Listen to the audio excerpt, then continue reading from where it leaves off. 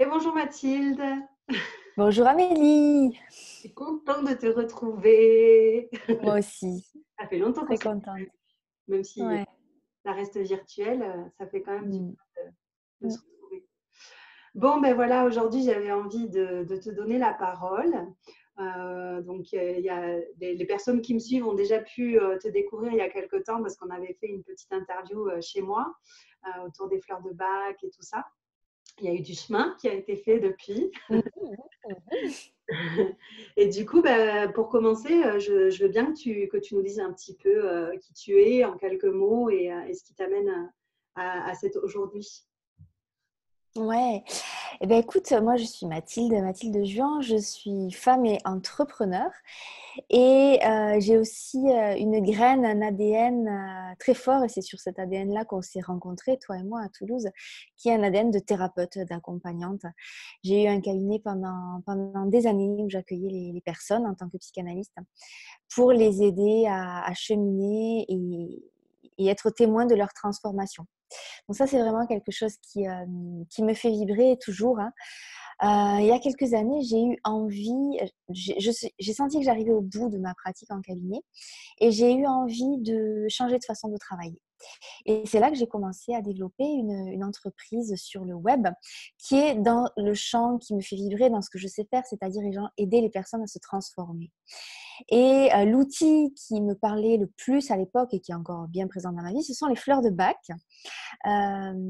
qui ont débarqué dans ma vie de thérapeute et qui ont été des accélérateurs incroyables de thérapie, des catalyseurs, à tel point que je me suis dit, bon, bah, je vais fermer mon cabinet de psychanalyse parce que là, ça ne sert à rien de discuter 3 ans alors que les fleurs, elles règlent le truc en 3 semaines. Voilà.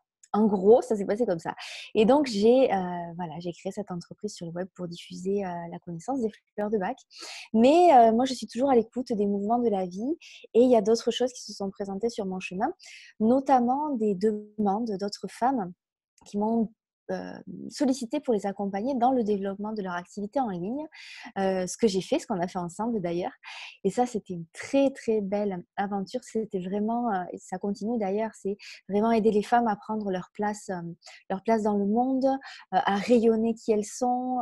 Et ça a été des moments très intenses, très forts et, et magiques. Donc là, j'en étais là. Et puis, j'ai continué à dérouler le fil et je me suis cognée à un truc qui était quelquefois, je me retrouvais dans des situations où j'étais un peu en mode tank, tu vois. Là, j'ai des petites fleurs sur la tête, on pourrait croire que je suis toute délicate, etc. Mais quand j'y vais un peu en mode bulldozer, quoi, tu vois, en mode on fait un plan, c'est parti. Et ça, c'est le meilleur moyen pour s'épuiser. Et plusieurs fois, je me suis retrouvée dans des situations où j'étais comme ça, quoi. J'étais allée bien au-delà de mes forces. Et j'ai observé ça aussi chez les femmes que j'accompagnais. Et là, je me suis dit, bon, stop, on va se poser 2 minutes et puis on va voir ce qui se passe. Et ce qui est ressorti, c'est que le prérequis, le préalable avant toute chose, pour moi, c'est de se connecter à notre pulsion de vie, à notre élan vital, à notre joie, au plaisir, à la créativité, à ce qui fait qu'on se sent vivante. Donc là, il y a une énorme prise de conscience qui est passée par le corps, vraiment avec un accompagnement corporel, que en fait, le chef, c'était pas ma tête du tout. Bon, ça, je m'en doutais un peu. Mais c'était même pas le cœur. Pourtant, le cœur, je l'aime bien. Tu sais, le cœur, c'est lui qui m'invite à donner, à guider, à avoir les larmes aux yeux quand je vois quelqu'un qui se transforme. Je l'aime bien. C'était pas là non plus. Le vrai centre, pour moi, il était dans mon utérus. Et ça, je l'ai vraiment senti. C'était organique. En tout cas, dans mon bassin. Et c'est en mobilisant mon bassin, en y mettant de la conscience, en y mettant du sacré, sans du tout savoir où ça allait me mener, que j'ai senti vraiment une reconnexion profonde à moi-même, à mon essence. Et tout est devenu facile et léger, en fait. Tout est devenu facile et léger à partir du moment où je faisais partir mon mouvement depuis mon bassin et depuis mon désir. Donc ça a été un grand enseignement de l'année passée. Et ça a jailli à un moment où j'étais vraiment en break. Côté business, j'étais fatiguée.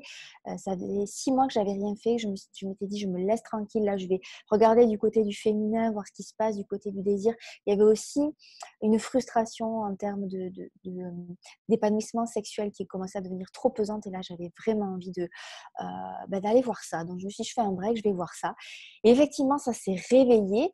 Et ce que je n'avais pas prévu, c'est que ça allait éclabousser toutes les parts de ma vie. Moi, je pensais améliorer ma vie intime. Et en fait, ça a rejailli dans toutes les parts de moi. Et j'ai compris que l'énergie sexuelle, euh, la, la, la fluidité qu'on a avec l'argent, la pulsion de vie, la joie, tout ça, c'était une seule et même énergie qui était régie par la grande déesse Aphrodite, celle qui ne se préoccupe pas du lendemain, celle qui a pour seul objectif de jouir, tout simplement. Et c'est pas un gros mot, mais pour moi, c'était vraiment des mots qui ne pouvaient pas franchir mes lèvres, tu vois. C'était compliqué au début de parler de ça. Ben oui, on est tellement héritier d'une morale judéo-chrétienne, hein. Enfin, moi, j'ai pas été élevée dans la religion catholique et pourtant, je le sens, hein, dans ma façon d'appréhender ma féminité, mon corps de femme, etc. On est quelque part influencé par tout ça. Et donc, du coup, ces termes de jouissance, de plaisir, etc., tout de suite, c'est quelque chose qui est gênant, qui peut être vite C'est ça, tabou, etc.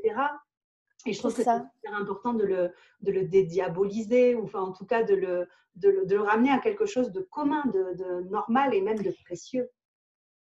Exactement, c'est commun, c'est normal et même au-delà, ça peut être sacré. Tout dépend de l'intention que l'on met derrière.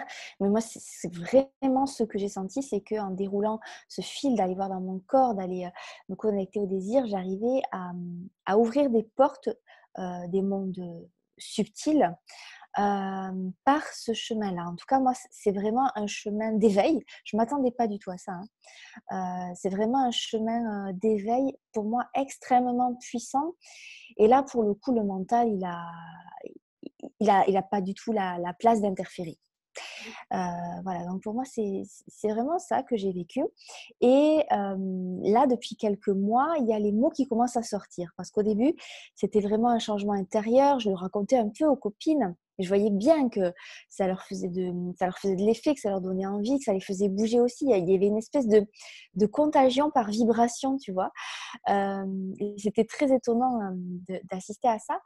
Mais je me disais jamais je vais pouvoir parler de ça publiquement. Enfin, moi, mon truc, je suis thérapeute, psychanalyste. Moi, je parle des fleurs. Enfin, tout va bien, tu vois, c'est safe. Les émotions, ok, ça va, j'assume, je peux y aller. Mais la sexualité, enfin, c'était gros dossier. Et puis un jour, ça m'est tombé dessus. Ça m'est tombé dessus. Je sentais que ça tournait, tu vois.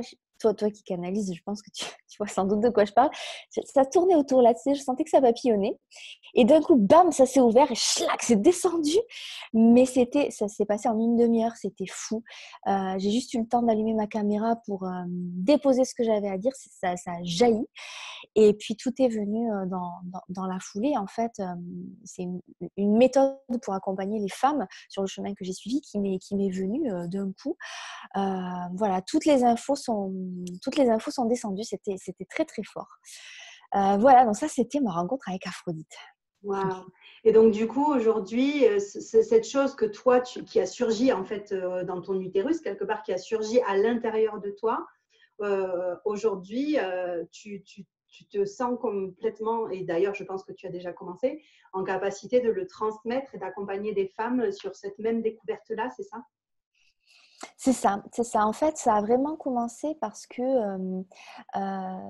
vraiment des conversations privées avec les copines. Tu vois, on a entre 30 et 40 ans, donc bon, pour la plupart casés en couple depuis longtemps, la sexualité, c'est un sujet qui pique un peu, tu sais, c'est un peu délicat. Et donc, avec beaucoup de mes copines, on s'échangeait des messages. En fait, tu vois, je sentais qu'il y avait un engouement pour venir me parler de ça, alors que moi, j'en parlais pas forcément. Donc, j'ai senti qu'il y avait quelque chose à faire. Donc, ça a été d'abord dans le cercle proche. Et j'ai vu que ça bougeait pour elle en même temps que ça bougeait pour moi. C'était étonnant. Et puis après, quand justement les mots sont arrivés, là, je me suis dit, c'est bon, là, je peux en parler sur le web. Il n'y a aucun souci, j'assume. Et oui, effectivement, j'ai commencé à parler. Et là, c'était étonnant de voir que les langues se sont déliées. Il y a beaucoup de femmes qui se sont mises à se confier à moi, m'envoyer des messages privés, des mails. Et ça m'a dit, OK, Mathilde, c'est par là, continue. C'est vraiment la direction. Et donc, ce que j'ai proposé, c'était en avril de l'année dernière, c'était un accompagnement en ligne, parce que ça, c'est vraiment un format dans lequel je me sens bien. Et tu Et l'expliques à la perfection. ouais, je me sens à l'aise, je me J'en sens suis à une heureuse l'aise. victime. Et De suivre ton programme en ligne sur les fleurs de bac, déjà pour commencer, les 12 guérisseuses, c'est ça? C'est comme ça qu'il s'appelait? oui, c'est ça. Le programme aussi Mompreneur pour construire Oui. son business en ligne. Et franchement, que ce soit l'un ou l'autre, je le recommande. Voilà, si ceux qui nous regardent ont envie d'avoir plus d'informations, n'hésitez pas à prendre contact avec moi et on s'organise. Ouais. Mmh. Mais bon, Ouais, ouais, tout à fait. Et donc ça a pris la forme d'un programme en ligne alors, qui s'appelle Radio Aphrodite, parce que vraiment, c'est comme ça que je l'ai vécu. J'ai eu l'impression un jour de trouver la bonne fréquence. Tu sais, comme quand tu es à l'étranger, là, toi, tu es au Mexique, que tu cherches Radio France Internationale, là, sur sur les petits transistors, et puis d'un coup, tu fais oh, ça y est, ça parle en français, c'est là. Et en fait, moi, j'ai vraiment senti ça le 21 septembre 2018, d'un coup, d'un coup, après avoir vraiment activé cette pulsation de vie, après être allée avoir fait des voyages initiatiques, un matin, c'est comme si je m'étais branchée sur les ondes de Radio Aphrodite et j'ai senti un shift voilà, dans la joie, etc. Donc, ça a donné le nom au programme parce que pour moi, c'est ça. Et c'est comme ça que se passe le processus, en fait. C'est étonnant. Je le vois chez les femmes que j'accompagne. Il y a une phase de je ne sais pas si je vais y arriver, il y a mon Aphrodite qui dort, etc. Moi, je leur dis non, mais vas-y, continue à la nourrir. On a des pratiques corporelles en lien avec la nature aussi pour nourrir l'Aphrodite, notre Aphrodite en souterrain. Je dis continue à la nourrir. Et ça loupe pas en général. Poum, ça éclot d'un coup. Elle trouve la fréquence de Radio Aphrodite et là, il se passe des très jolies choses, des très belles guérisons.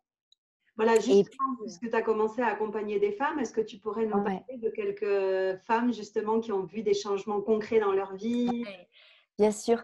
Je peux te parler d'une femme qui avait vraiment un trauma dans le corps. Suite à un accident, l'utérus s'était décalé.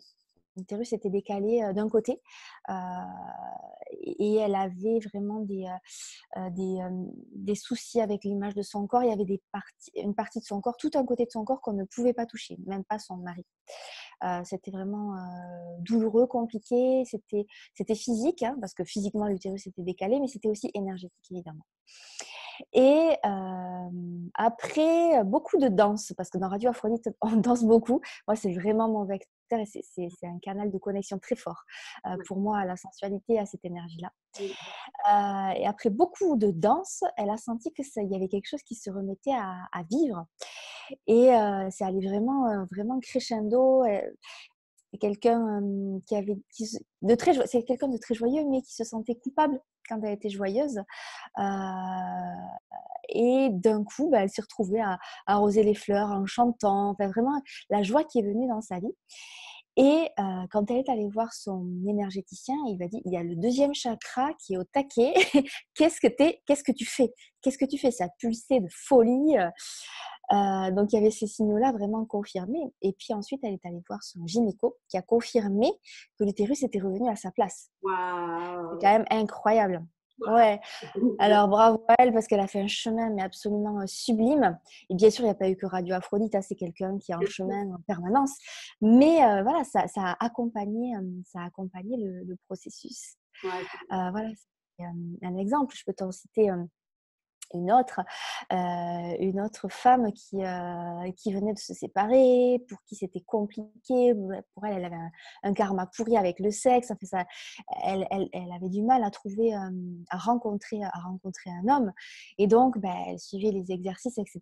C'est une copine, donc je pense qu'elle y croyait. Et puis, elle avait envie voilà, elle avait aussi envie qu'il se passe quelque chose. Donc, elle essayait, et puis il se passait rien d'intéressant. Les rencontres, c'était des plans un peu foireux, tu vois, les rencontres qu'elle avait, vraiment rien d'intéressant. Jusqu'à un matin où elle m'envoie un message en disant Mathilde, l'univers m'a entendu, ça y est, j'ai rencontré un Dieu vivant.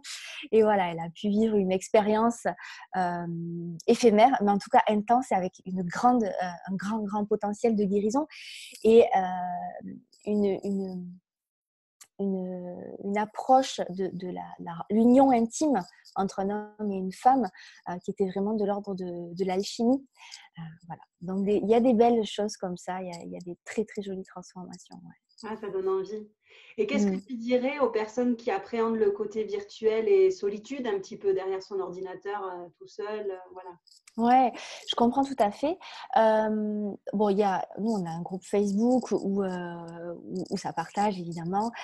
Oui, il y a des choses intimes. C'est secret, il y a des règles de confidentialité très précises et très strictes pour qu'on puisse s'exprimer en toute confiance et en toute sécurité. Je sais que dans ce groupe, les femmes accouchent de choses ou formulent des choses pour la première fois profondes et intimes. Donc ça, c'est un espace sécurisant.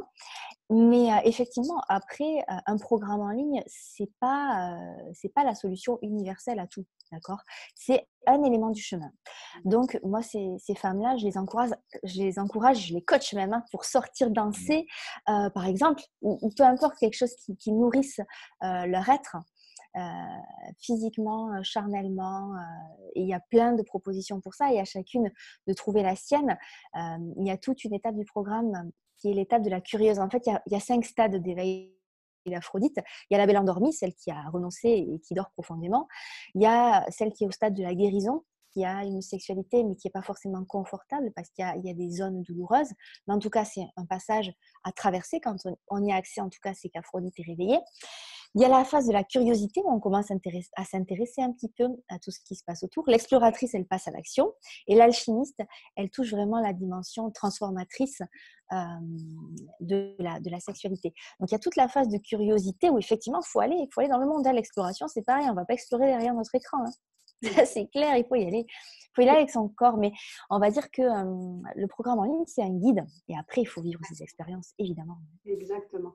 Et du Mm. coup, ça ne s'adresse pas forcément qu'à des femmes qui ont un problème concret et conscient avec la sexualité. Ça peut être aussi des femmes qui se sentent plus ou moins à l'aise, mais qui ont besoin d'aller explorer plus loin. Parce que… En fait, ouais, c'est ça. En fait, on peut être à tous les stades. Tu vois, il y a ce stade. Moi, quand j'ai rencontré Aphrodite, j'étais pas endormie, j'étais en coma. J'étais en coma depuis des années. Enfin, mon Aphrodite, la femme sensuelle, etc. Elle était out, elle avait démissionné. Elle avait dit débrouillez-vous entre vous, les déesses. Moi, je dors, quoi. Donc moi, j'étais au stade là, hein, à ce stade-là vraiment de il se passait rien. J'avais même oublié ce que c'était un orgasme. Hein. C'était très, très, très loin. Donc, on peut rentrer à ce stade-là, effectivement, en se disant, attends, j'ai tel âge, ma vie sexuelle est terminée depuis des années, je suis pas d'accord, j'ai envie de ressusciter, réanimer tout ça. Donc, ça peut être ça. Ça peut être aussi des femmes qui sont au stade de la guérison, où il y a le désir d'aller vers l'autre, mais où il y a une douleur physique, psychique, il y a des mémoires, il y a des traumas. Dans le programme Radio Aphrodite, il y a une méthode qui est magnifique de guérison par le corps et par les tremblements qu'on utilise énormément. Là, il y a des témoignages extraordinaires de femmes qui se mettent à trembler, mais c'est des tremblements de guérison. Donc voilà, il y a cette porte d'entrée là aussi, et je leur apprends à activer ce potentiel de guérison du corps qui se met vraiment en mode auto-guérison. On tremble, on ne peut plus s'arrêter. C'est pas douloureux, c'est juste le corps qui évacue les traumas. Donc là, moi, je leur montre le chemin pour ça. Ça peut être aussi des femmes qui sont bien, hein, qui sont à l'aise dans leur corps, etc. Il y en a beaucoup, mais qui se disent bah, c'est chouette avec mon compagnon ou sans mon compagnon d'ailleurs, mais dans ma vie intime, je me sens à l'aise. C'est sympa, c'est fun, mais c'est récréatif, quoi. C'est chouette, c'est rigolo. Mais à qui il manque la dimension sacrée, qui ont conscience qu'il y a il y a autre chose, il y a quelque chose de beaucoup plus puissant, de beaucoup plus sacré, et qui ont envie de trouver cette porte, qui n'ont pas fait des rencontres qui leur ont permis d'ouvrir cette porte, et qui ont envie de savoir par où on passe, en fait, tout simplement, pour ouvrir cet accès-là, pour faire complètement monter l'énergie sexuelle et se connecter au plan d'en haut. Donc, il peut vraiment y avoir toutes les phases. C'est vraiment intéressant. Non, mais c'est vrai. Enfin, moi, j'adore. Je trouve que c'est passionnant et qu'on devrait toutes avoir accès à ce genre de choses. C'est le genre de truc qui devrait être remboursé par la Sécu parce que c'est vital. Enfin, je pense qu'on en a besoin. Ouais. Une manière de se reconnecter à soi, de se reconnecter au monde. Je pense qu'on a une vision erronée de la sexualité. On pense que c'est faire l'amour et puis si on a un orgasme, on a de la chance. Sauf qu'en fait, c'est une porte d'entrée sur un monde qui est infini, en fait, et magique, quoi. Et merci C'est de ça. proposer des Et, accompagnements comme ça, c'est précieux. Ouais, avec plaisir. Mais ce que je me dis souvent, mais pourquoi il y a des gens qui prennent des drogues? Il suffit de faire l'amour de façon sacrée et ça amène à des états de modifiés de conscience juste hallucinants et c'est très très beau. Et moi, c'est vraiment quelque chose qui est récent dans ma vie, hein. Donc c'est pour ça que je peux en parler de l'ouverture de cette porte, parce que c'est encore frais. Moi, ça date d'il y a quelques mois, tu vois. Donc le chemin, je le vois bien. Moi, pendant des mois, je disais non, la sexualité profane, j'en veux plus. Moi, je veux de la sexualité sacrée. Sauf que j'avais pas le mode d'emploi. Et quand tu dis ça à un homme, il te dit, c'est quoi? Qu'est-ce qu'elle veut? Bon, c'est même pas la peine. Enfin, ça dépend des hommes. Ça dépend des Oui, hommes, bien évidemment. sûr. Mais bon, en tout cas, c'était pas la bonne technique. Je peux le dire. Voilà, donc moi, ça a vraiment, vraiment changé ma vie. Je me sens beaucoup plus vivante. J'ai l'impression d'avoir perdu 10 ans. C'est fou, tu vois. J'arrivais à l'approche de mes 40 ans et je me disais, mais t'es fanée, ma fille. T'étais toute flétrie. Il y avait quelque chose en moi qui était éteint. Alors, pas complètement, bien sûr. Il y avait des choses qui me faisaient vibrer. Mais mon essence de femme, elle était éteinte. Et là, je sens qu'elle s'est vraiment rallumée. Et qu'est-ce que c'est bon. Bah, Vraiment, qu'est-ce que c'est bon. merci. Et du coup, alors, le 4 février prochain, tu vas organiser une conférence en ligne où tu vas un petit peu parler de ce Ouais. programme, mais pas que. Ouais. Tu as d'autres, quelle va être la thématique de cette conférence en ligne? Ouais. Donc, la conférence, ça va être vraiment d'amener les femmes à faire connaissance avec Aphrodite. Déjà, expliquer qui c'est et à quoi elle ressemble cette part de nous, parce qu'on l'a tout en nous. Dresser le portrait robot d'Aphrodite. Parler aussi des 7 déesses qui vivent en nous. Ça, c'est un modèle que j'aime beaucoup, qui est un modèle des archétypes de la femme, qui reprend les 7 déesses grecques principales. Et c'est une grille de lecture que j'aime beaucoup. Il y a Athéna, la mentale, il y a Hestia, la prêtresse, Artémis, la femme sauvage. Donc, je vais reposer le contexte et expliquer le rôle central d'Aphrodite, parce qu'elle a un rôle très particulier au milieu de ces 7 déesses. Ensuite, on va justement faire connaissance plus amplement avec Aphrodite. J'aimerais aussi reprendre les 5 stades du réveil d'Aphrodite, depuis la belle endormie jusqu'à l'alchimiste, pour que chaque femme puisse sentir où est-ce qu'elle en est. Et en fait, c'est pas des stades figés, c'est pas une progression linéaire. En fait, on fait des allers-retours entre les stades en permanence. Et le but du jeu, c'est de pouvoir circuler. C'est un peu comme les étages d'une maison, tu vois, c'est que tous les étages soient déverrouillés et qu'on puisse circuler. Il n'y a rien de mal à être au stade de la belle endormie. L'essentiel, c'est de ne pas y planter la tente pendant 10 ans. Tu vois, il y a des moments où on a juste besoin de se reposer pour intégrer. Voilà, donc moi, c'est vraiment cette découverte-là que j'ai envie de partager, ces 5 étages, et expliquer ça, que le but, c'est pas d'être tout le temps en mode alchimiste avec les doigts dans la prise, parce que sinon, c'est pas possible, là, c'est pas tenable. Voilà. Et puis, expliquer aussi quels ont été les piliers qui, moi, m'ont permis de cheminer avec Aphrodite. Il y a 4 piliers, ce que j'appelle les 4 piliers du temple, qui sont des piliers corporels. Donc là, j'oublie complètement tout ce que j'ai appris en psycho. Là, on n'en parle pas du tout, hein. Ça va être vraiment comment on fait pour réveiller tout ça dans le corps, comment on fait pour trouver le chemin. Et il y a 4 piliers que je détaillerai et qui sont vraiment utiles pour ça. Donc moi, vraiment, mon intention avec cette conférence, c'est de semer des graines. Peut-être que toutes les femmes ne seront pas prêtes à entreprendre le voyage et c'est complètement OK. Ou peut-être qu'il y en a d'autres qui trouveront le chemin par ailleurs. Mais moi, mon idée, c'est de poser des graines et de dire, regardez, il y a quand même un truc intéressant qui se passe dans notre bassin à nous les femmes. On a un organe magnifique, magique, qui s'appelle l'utérus, qui a la capacité incroyable de créer un être vivant à partir de zéro ou quasiment, mais qui est bien plus puissant que ça, qui est un organe de création, un organe énergétique de créativité, de création absolue. Et c'est surtout notre centre de la joie, c'est notre moteur. Donc voilà, moi, c'est mon message, c'est ce que je vais partager, et c'est les graines que je vais semer mardi soir, le 4 février à 20h. Lors de Paris. Voilà. Super, donc vous êtes cordialement invités, chaleureusement. Vous êtes les bienvenus, vous êtes les bienvenus. On va... Bon moment. On va Ouais. passer un bon moment. Moi, j'essaierai d'être là. Il sera 7 heures de moins au Mexique. C'est mardi, c'est ça? C'est mardi, ouais. Ouais, donc je vais essayer d'être là. Et puis de toute façon, si on ne peut pas voir cette conférence en direct, on pourra évidemment la regarder en replay. Voilà. Voilà, Donc c'est dans le ça. Pour ça, donc, il faut s'inscrire. exactement. Il y Dans le a... descriptif de cette vidéo, vous allez voir un lien et puis vous pourrez vous inscrire à la conférence via ce lien. Voilà, donc n'hésitez pas. Super. Et donc, du coup, ouais, on entend beaucoup parler du pouvoir créateur, etc. Donc, il y a quelque chose qui peut vraiment naître de là aussi, quoi, hein, de ce pouvoir Absolument. créateur au-delà de la sexualité. C'est quelque chose qui peut se ressentir dans tous les domaines de notre vie à partir du moment où on reconnecte cette part-là de notre corps et notre énergie. C'est riche. Ouais. Absolument. Est-ce que tu auras envie de rajouter quelque chose pour clôturer? Eh ben, écoute, que c'était toujours un plaisir d'échanger avec toi, Amélie, vraiment. Tu m'inspires, tu vois. Rien que de te voir sourire, il y a les mots qui viennent tout seuls et c'est vraiment cool de pouvoir se reconnecter, même de loin comme ça. Voilà, merci en tout cas. Ben, merci à toi. Voilà, ça fait un petit moment qu'on se suit. Moi, comme je Mm. disais tout à l'heure, j'ai eu l'opportunité de suivre 2 programmes en ligne complètement différents qui n'avaient rien à voir l'un avec l'autre et avec Radio Aphrodite. Je recommande Mathilde les yeux fermés. Voilà, j'ai eu beaucoup de plaisir Mm. quand je suis venue avec elle. Ça m'a beaucoup apporté. Donc, merci à toi pour tout ce que tu proposes. C'est précieux. C'est précieux d'avoir ces outils-là à porter. Et l'avantage que ce soit en ligne, Avec c'est qu'on peut le faire à son rythme, à sa façon, en pyjama, chez soi, les cheveux comme ça. On s'en fout. exactement. Et ouais, et j'en profite pour te remercier toi aussi pour tout ce que tu m'as apporté, puisque j'ai fait une formation de channeling avec toi, des stages,